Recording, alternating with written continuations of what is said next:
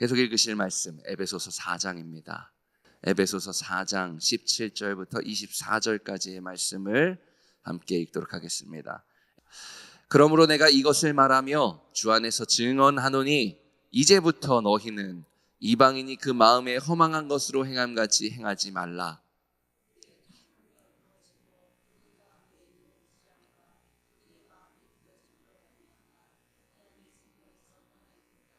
그들이 감각 없는 자가 되어 자신의 방탕에 방임하여 모든 더러운 것을 욕심으로 행하되 진리가 예수 안에 있는 것 같이 너희가 참으로 그에게서 듣고 또한 그 안에서 가르침을 받았을진데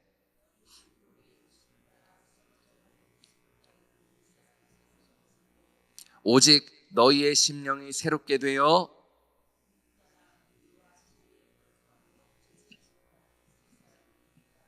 아멘.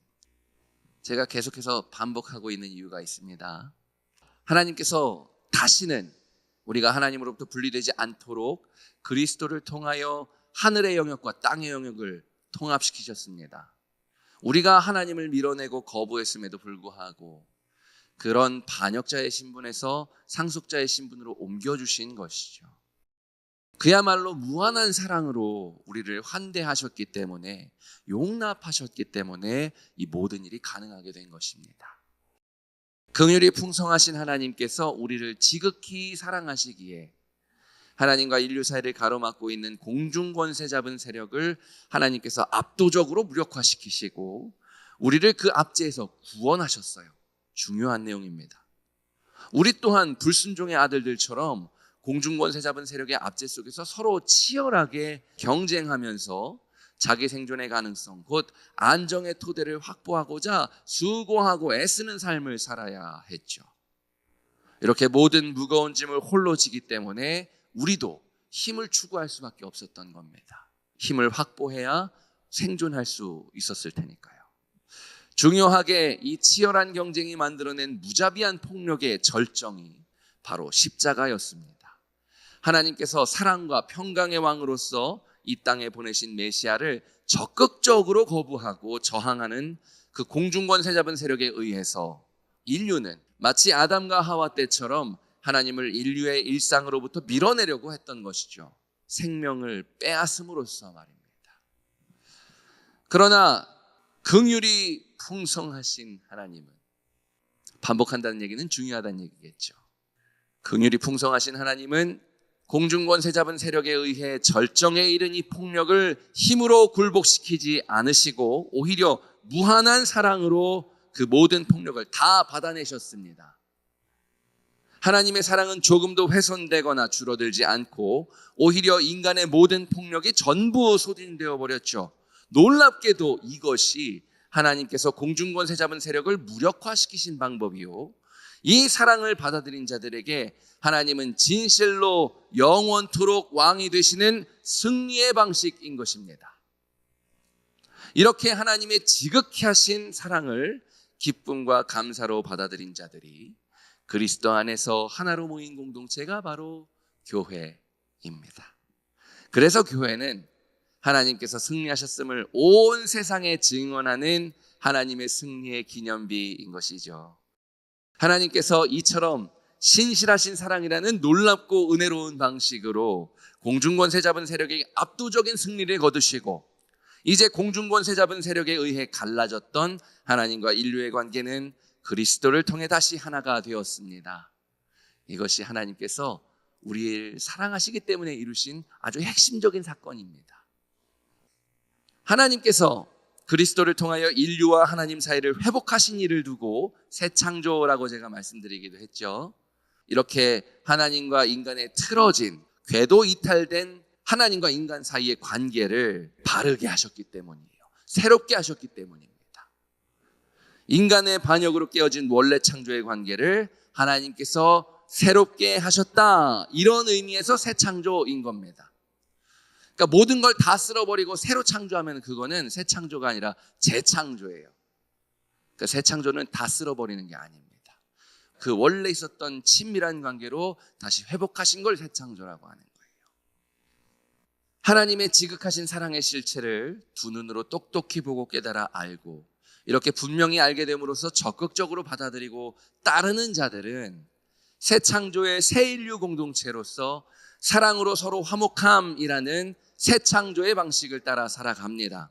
그것이 새 인류 공동체의 법령이어서가 아니라 의무여서가 아니라 책임이어서가 아니라 자신이 누구의 백성인지 자신의 정체성을 너무나 분명하게 인식하고 있기 때문에 자연스럽게 반응하는 것이죠.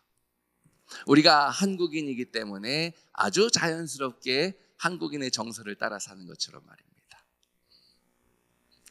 성령이 하나 되게 하신 것을 최선을 다해 지켜 살아가는 그 반응으로 살아가는 것이죠. 이렇게 살아가는 사람들의 모임을 두고 교회라고 말하는 것입니다. 바울은 교회 공동체가 그리스도의 선물의 분량대로, 즉 각자에게 주어진 영역과 그 영역에 따라 딱 알맞는 역할과 기능을 받았기 때문에 다양한 사람들의 다양한 재능들로 한 몸을 이루었다고 말합니다. 놀랍게도 교회에 모인 자들이 다양한 재능들을 원래 세상 속에서는 자기만을 위해서, 자기 유익을 위해서만 사용하던 그 재능들을 타자 중심적으로 활용한다는 거예요. 정말 놀라운 변화가 아닐 수 없습니다. 왜 자기 중심적으로 살아가요? 생존을 확보해야 하니까요. 힘을 추구할 수밖에 없는 세상 속에서 생존의 가능성을 확보하려면 그렇게 자기 중심적일 수밖에 없는 겁니다. 그런데 우리 교회는 전혀 다르게 살아가는 거예요.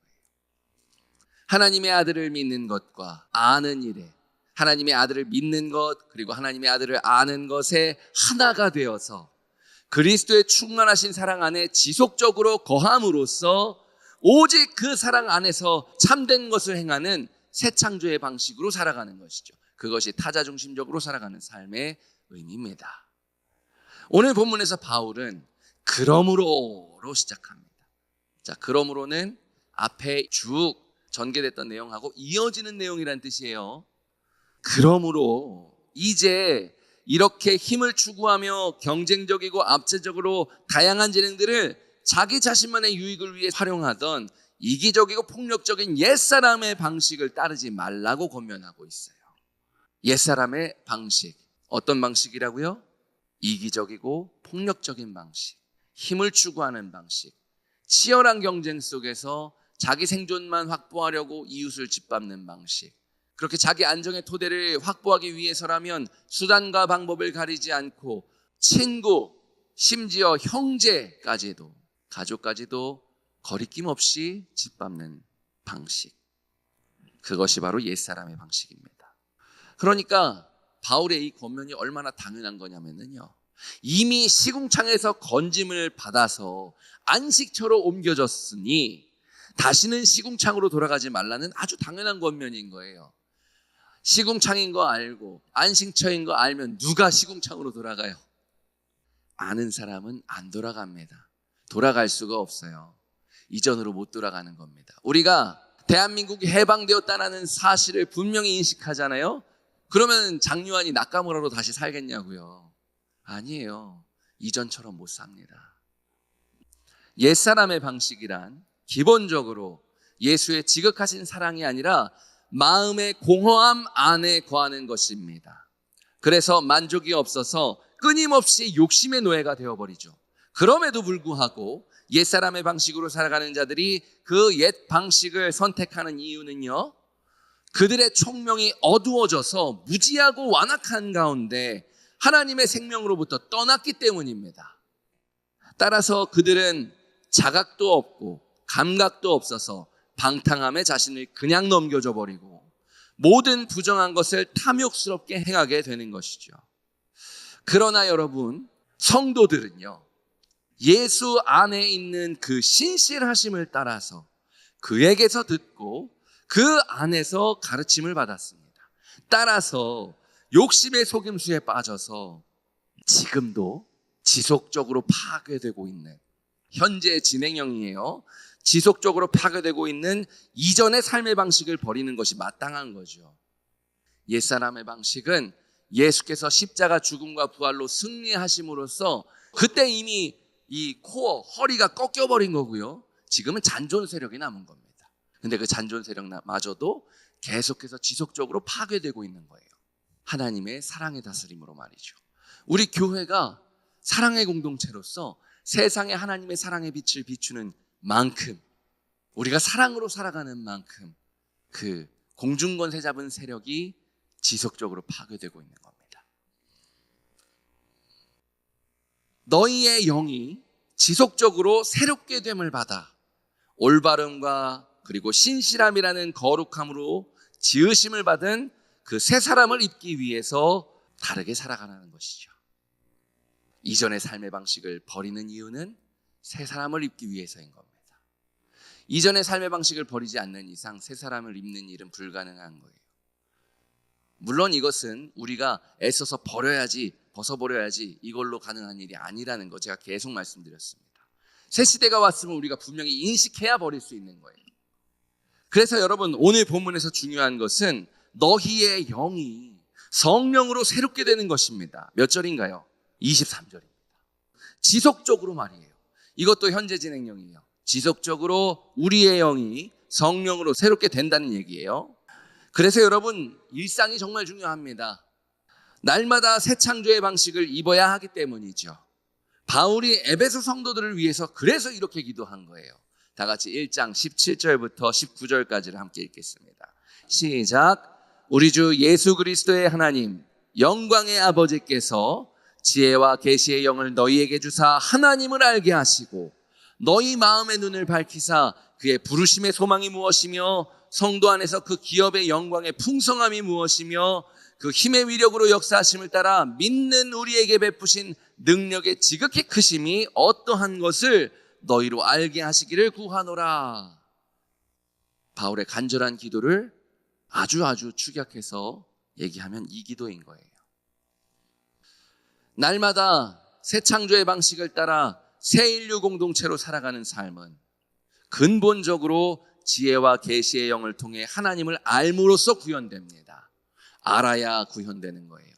왜냐하면 지혜와 계시의 영이신 성령께서 우리의 마음의 눈을 밝혀주셔야 비로소 우리와 함께 하시는 하나님의 우리에 대한 신실하신 사랑이 얼마나 크고 영원한지, 그 사랑으로 우리를 위해 무엇을 행하셨는지를 우리가 똑똑히 보고 깨달아 알게 되기 때문이에요. 육신의 눈으로는 못 봅니다. 현상에 매몰되어 있기 때문이에요. 우리의 눈으로 보는 게 뭔가요? 전쟁의 소식, 기근의 소식, 재앙의 소식뿐입니다. 그 가운데서 어떻게 실체를 보냐는 거예요.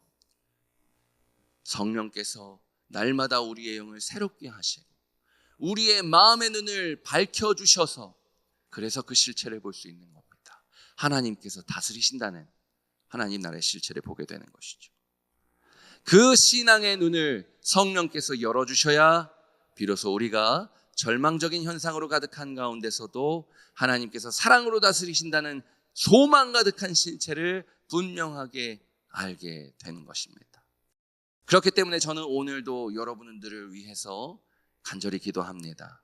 하나님께서 여러분에게 은혜로 선물하신 오늘 하루가 욕심의 속임수에 빠져 모든 부정한 것을 탐욕스럽게 행하는 그런 옛사람으로서의 하루가 아니라 의와 거룩, 즉 바르게 살고 다르게 살아가는 새 인류 공동체로서 살아가게 하시길.